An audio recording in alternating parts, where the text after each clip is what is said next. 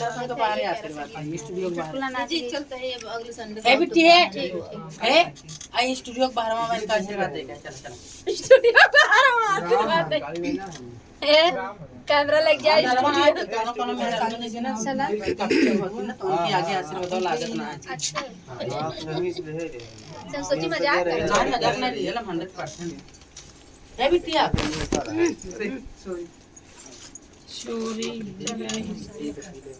बजर पड़े जिम्मेदारी मुकदमा में झुलनी बिकाइया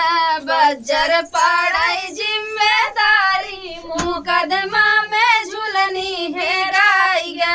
ससुरु के पाली ससुइया बिकाइया ससुरु के पाली ससुइया बिकाइया ननदी पे आइल बयाना दुआरे चार बैलो बिकाइया बजर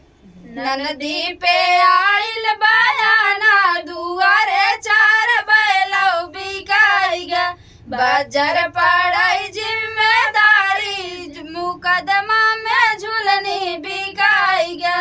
बजर पड़ाई जिम्मेदारी मुकदमा में झुलनी है गाइया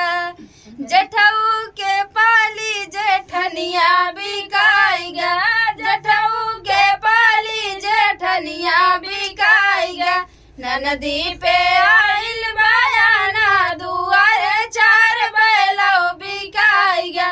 ननदी पे आइल बयाना दुआरे चार बैलो बिकाइया बजर पड़े जिम्मेदारी मुकदमा में झुलनी बिकाइया बजर पड़े जिम्मेदारी मुकदमा में झुलनी बिकाइया